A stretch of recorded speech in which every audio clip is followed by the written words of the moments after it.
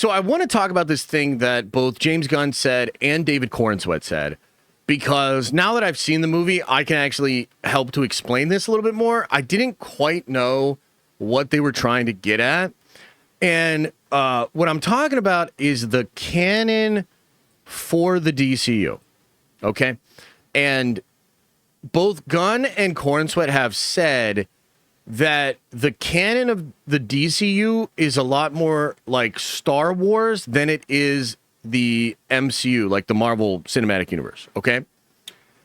And man, oh man, did these comments just crystallize after I saw the movie. So let me kind of explain what it is. So in Marvel, right, you kind of have Iron Man, which establishes the character, but also the world. And it's not that there weren't characters obviously existing before that. In fact, the third or fourth movie later is a period piece Captain America movie, which happens like literally about 100 years before Iron Man, okay?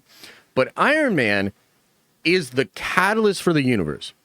And all of the events from Iron Man are then later expanded on and explored as you tell this sort of interwoven story.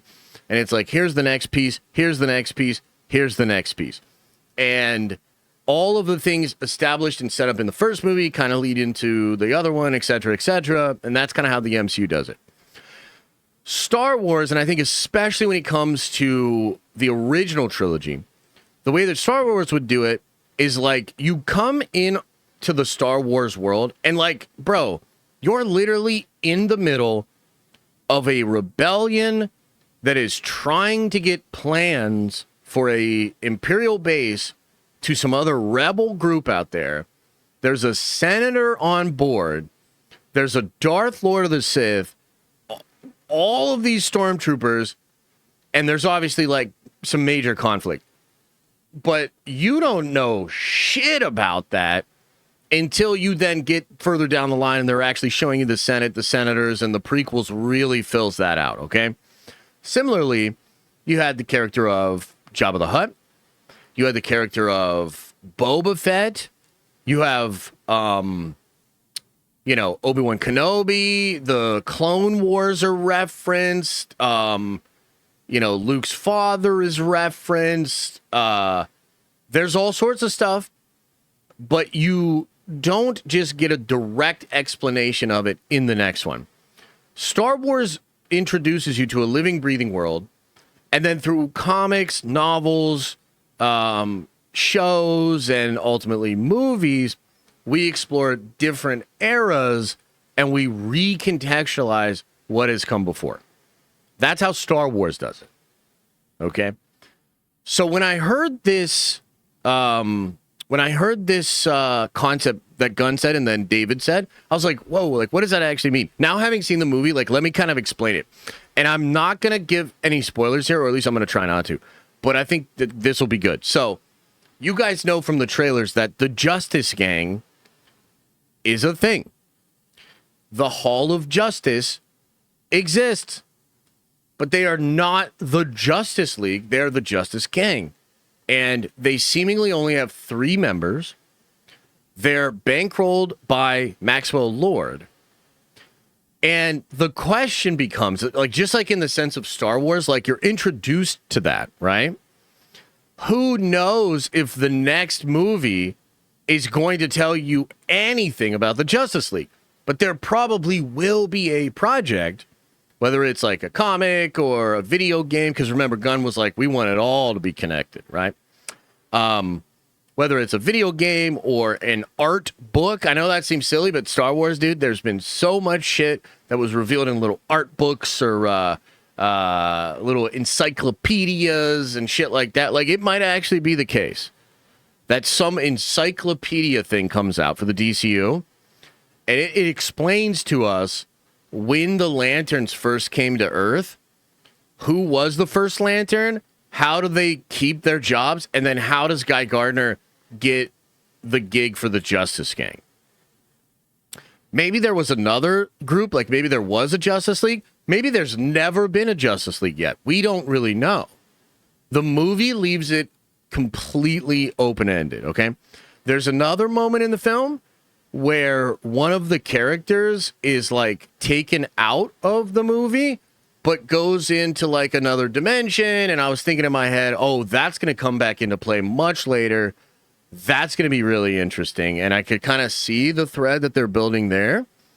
There's stuff like obviously we know Supergirl is coming, but there's a lot of things that don't make sense if you think about Supergirl's comic book origin.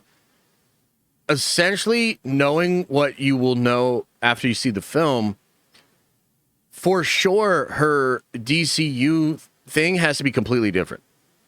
Like, she cannot have her comic book origin and have it make sense in the film.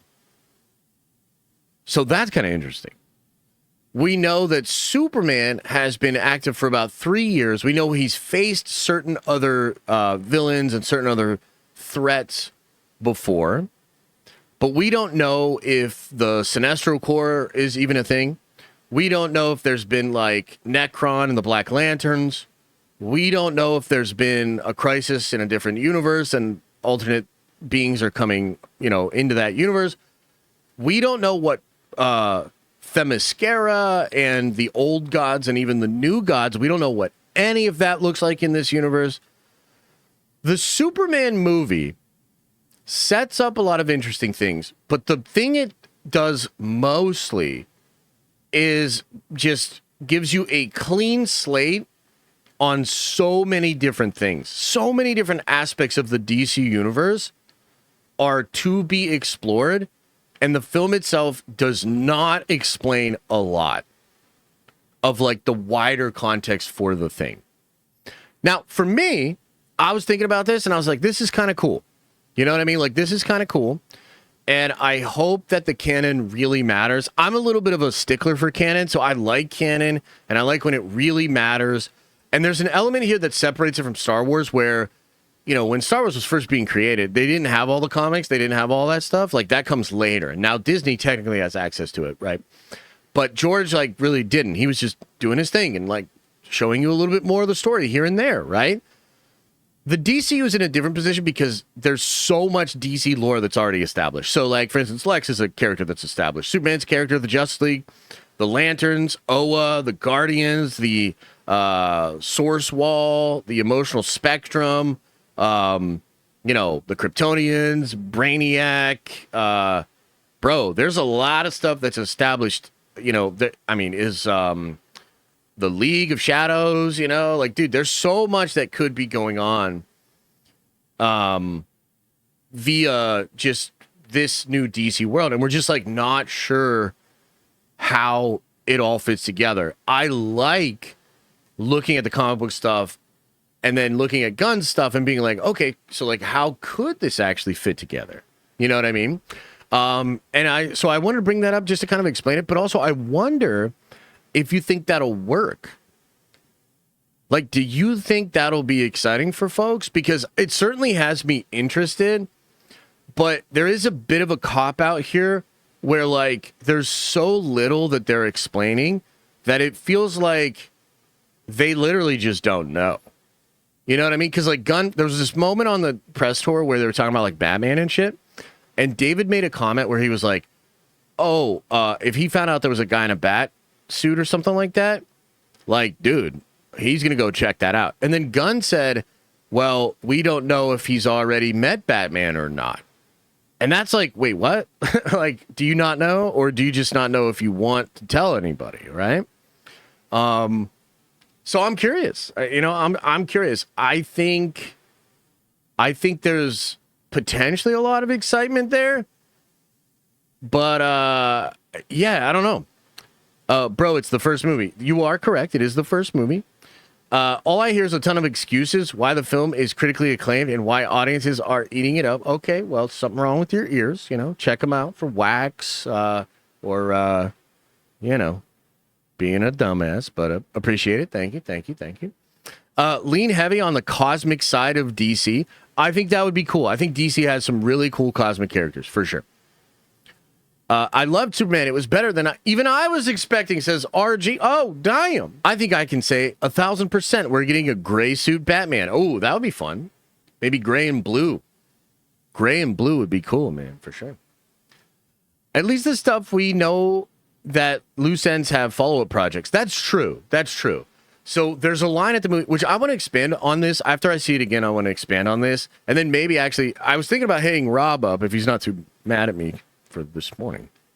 But I was going to hit Rob up and be like, dude, do you want, after you see Superman, do you want to do a stream where we try to figure out the DCU? Because Rob knows a shit ton about DC, right? And so, like, it could be a good stream where I'd be like, okay, so what do you think's going on with the Lanterns? You know? Because, like, Hal's the first one, right? But Hal's much older. I mean, Guy seems much older. It seems like, Aaron Pierre is younger, so he seems like the new recruit. Jon Stewart, the new recruit. But, like, what do you think the Lanterns have been through so far? Right? Like, have they experienced the Sinestro Corps? Did Hal have his Parallax moment?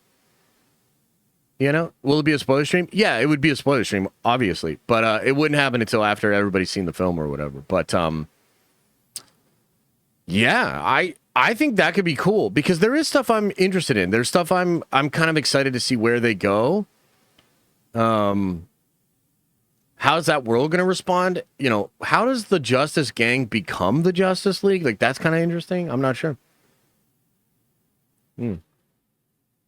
Alan Scott was the original Green Lantern. He is the original Green Lantern, but he was not recruited by Oa.